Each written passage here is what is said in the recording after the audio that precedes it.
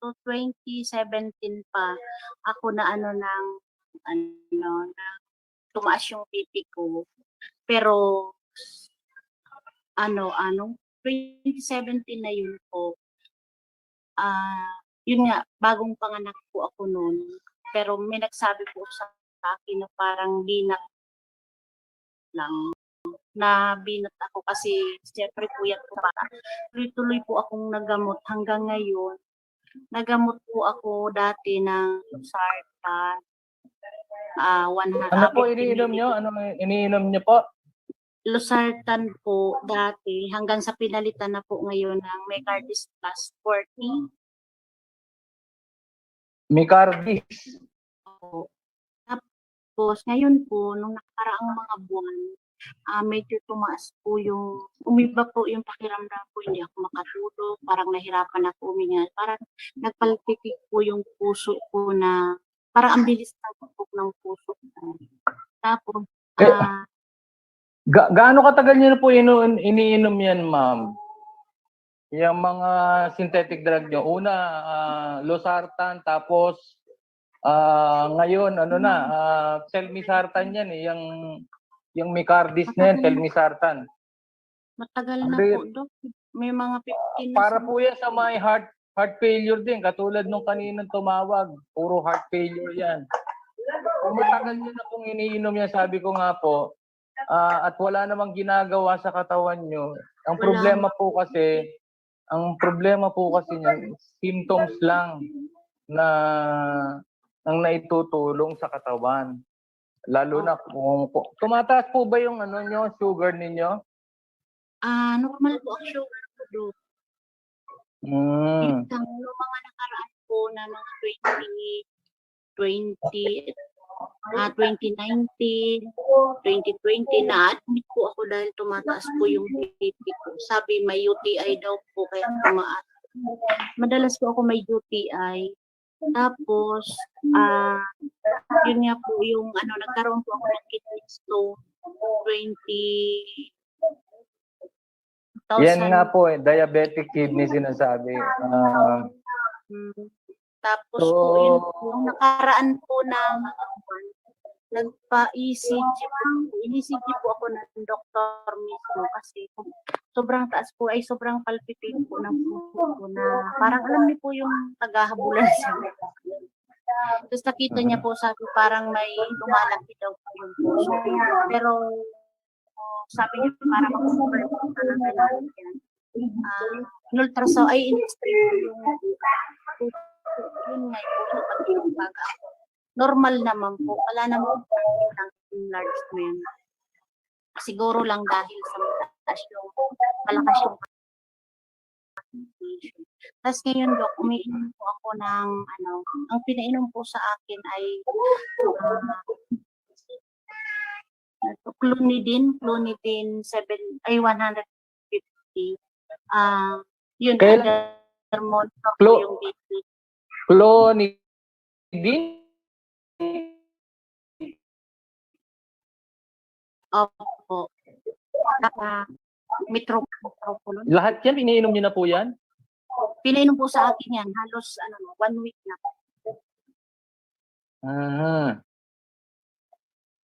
Mga adrenergic medication po yan.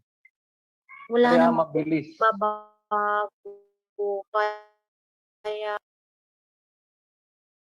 parang sabi ko, itong early ka, sabi ko, parang binigyan ako ng pag-asa nandito. Sabi ko, hindi na.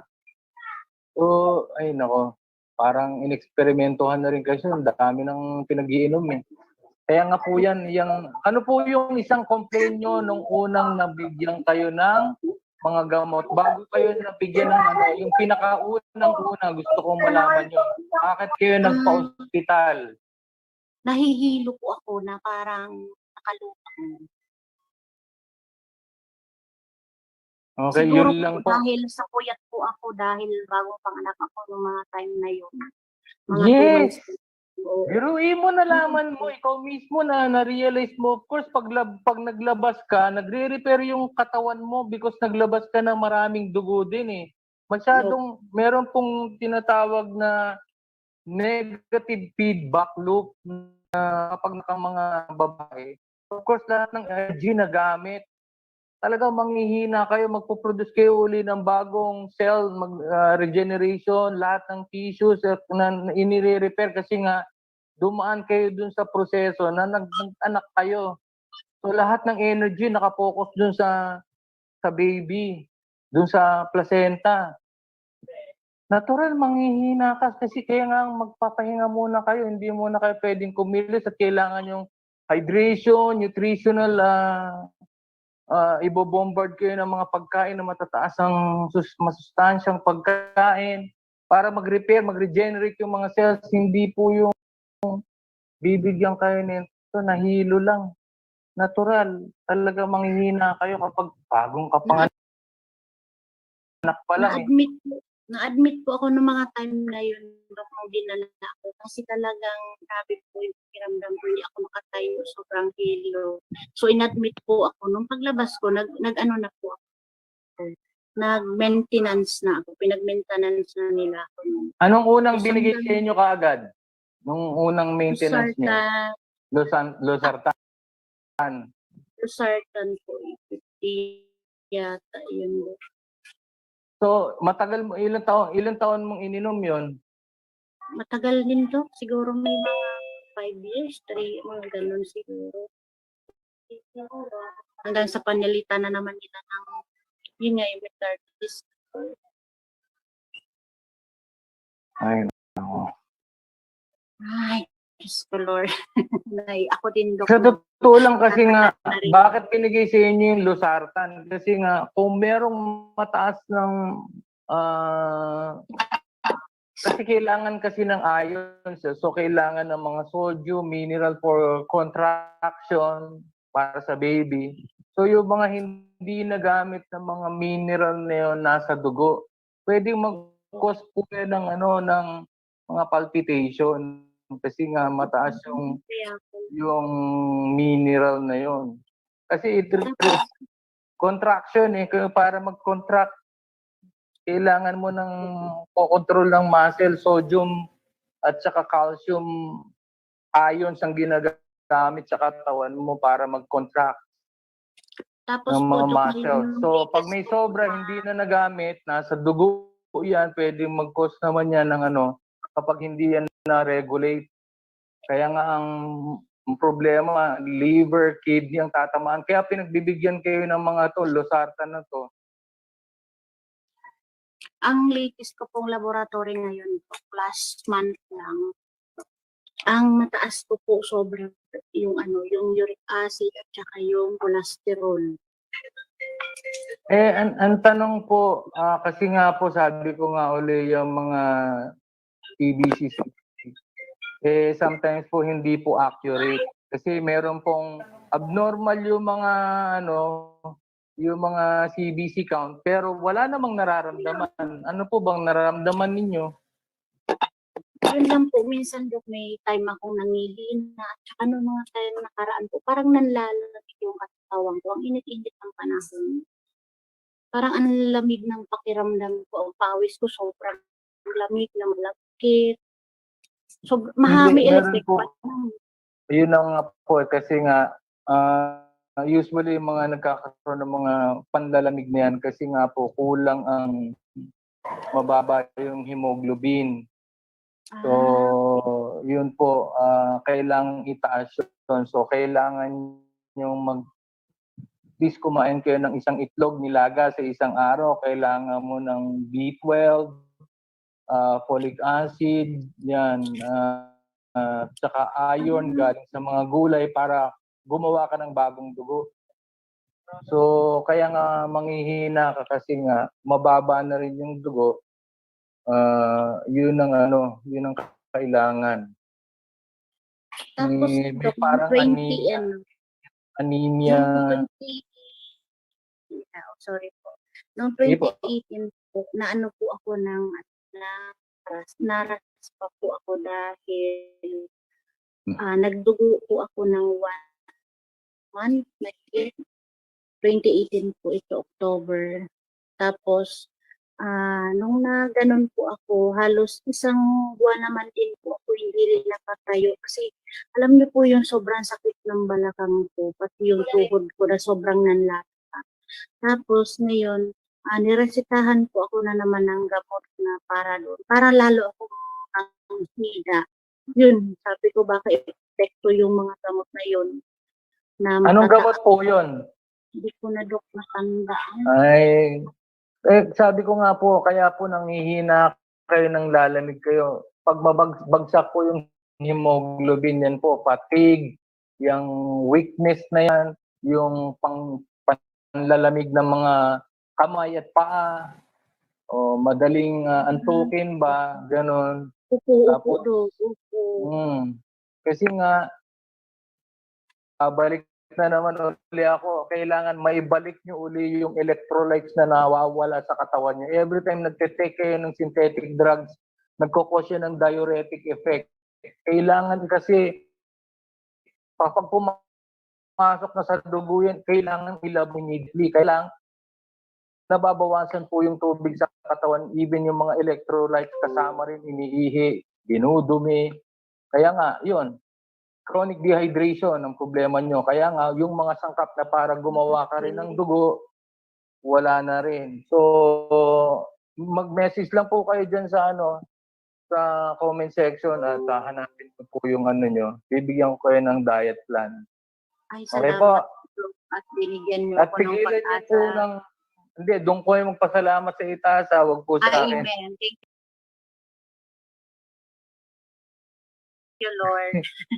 Kasi nandiyan Pasalamat si kayo Doc. doon sa nag-iisang Diyos. So, ano po ang gawin nyo lang, mag-comment kayo dyan at saka for the meantime, asin at tubig. Okay? Opo, I-maintain yun nyo po ang po yan. ginagawa ko At least ngayon. nakaka 2 liters po kayo a day. Okay na po yun. Kahit pa paano, madagdagan man lang yung... Kasi po, pag walang asin, iinom mo, iihi mo rin yan eh. So, hindi na pupunta yan sa plasma, walang naghahatak papunta ron eh. So, ang tawag dun, yung hydration talaga kailangan may salt para magtagal yan sa blood plasma, magkaroon ng Ang napansin ko po retention. ngayon, Dok, yung pisngi ko, may time po na parang manas po siya. Parang makapal siya pakiramdam ko. Hindi itong normal kong balat. Ngayon, Ganun nyo po, kurutin nyo ng gano'n, no? Kung may pakiramdam pa. meron naman, malakas po. Ibig sabihin, okay pa yung pisngi nyo. Kaya lang, usually tandaan nyo pag mga nagsuswell na ganyan, meron ng histamine release. So, nagkukos na ng allergic reaction, kaya parang namamaga. Buong katawan po yan, lahat po ng cells nagre-release po ng histamine. Kasi nga hypersensitivity ng case, malapot na po yung dugo kaya may mga ganong reaction sa buong katawan. Tapos po, Dok, ito pa po, yung pa ako, nagkaroon po siya ng allergy, halos po Ganon 1 din year. po. Magto 2 Ganon din years po. Lahat po ng naiiritang mga cells, magre-release ng histamine yan, magmamaga po yung mga yan. Kaya nga kailangan i-correct yung dugo. I-correct yung pH ng dugo, ibalik yung mga electrolytes na dapat bumalik para mag-repair siya.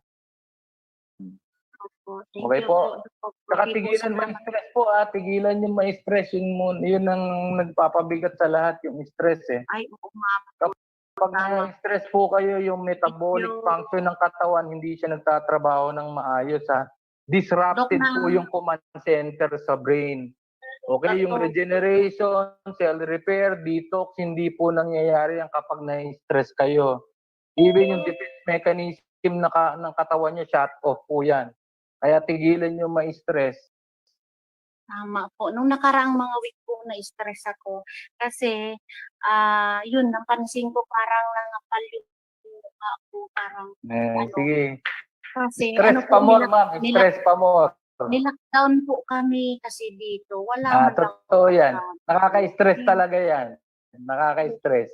Tapos bawal pa kami, di ba? Bawal naman po lumabas kasi may bantay na po pulis at saka barangay. Kaya sabi ko, Lord, Saan location po yan? Quezon City po ako, Dok. Ay, nako. Kawawa Dito- naman ang taga Quezon City. Opo, Dok. Talagang ano kami. Kapag Pero mahina ang leader nyo at ganyan, ay nako. salamat sa Lord Walang alam kasi sa nung Saturday, kalusugan. nung Salamat po. Saturday po. At saka nagpasalamat ako kasi, Dok, sa dami lahat ng bahay dito sa amin. Yun lang pala ang post nila. Kukunin lang yung mga pangalan. Kasi kaya ako napansin, Dok, kasi unang dapat, iba dapat, sabi nila bibigyan daw ng alam niyo po, binigyan kami ng ayuda dito ay 5 days na. So lahat kami na lockdown dito, walang mga nagtatrabaho. Tapos ito pa, ang unang-una nilang sinorvey ko kung ilan ay sino ang mga nabakunahan. Kaya sabi ko, Lord, ito na naman yung bakuna na yan. Hindi po ako Hindi po ba kayo nabakunahan? Hindi po, Dok. Very good. Asawa Sige ko lang. lang. Ipaglaban niyo po yan. Kasi Amen. kapag may nangyari sa inyo, wala rin naman mananagot eh. Ba't pa kayo Wala. magpapabakuna? Ayun po, Okay. kinuha ni kauna-una yung lista ng mga babakunahan. Kaya sabi ko, ay hindi tama ang plano nila. Kaya lalo akong na-stress na. Parang natuon yung isip ko doon. Ayun, hindi na ako makatulog. Hindi ako makakayos. Kaya Tigilan po yan. I-relax nyo lang yung sarili nyo. Magtiwala kayo na may nagbabantay naman sa lahat. Sa lahat ng naniniwala lang. Ha? Kasi yung mga hindi naniniwala, talagang wala nagbabantay. Pinababayaan ng Diyos yan. No? Magpabakuna ka. Very good. Opo, salamat po, Dok. Kasi Sige po. nandiyan po kayo na Ay. laging Ano lang po ako. ginagamit Kapatid ng lang Lord po, para kapatid. instrument para sa iba. Ayan, salamat po, Dok. Salamat po.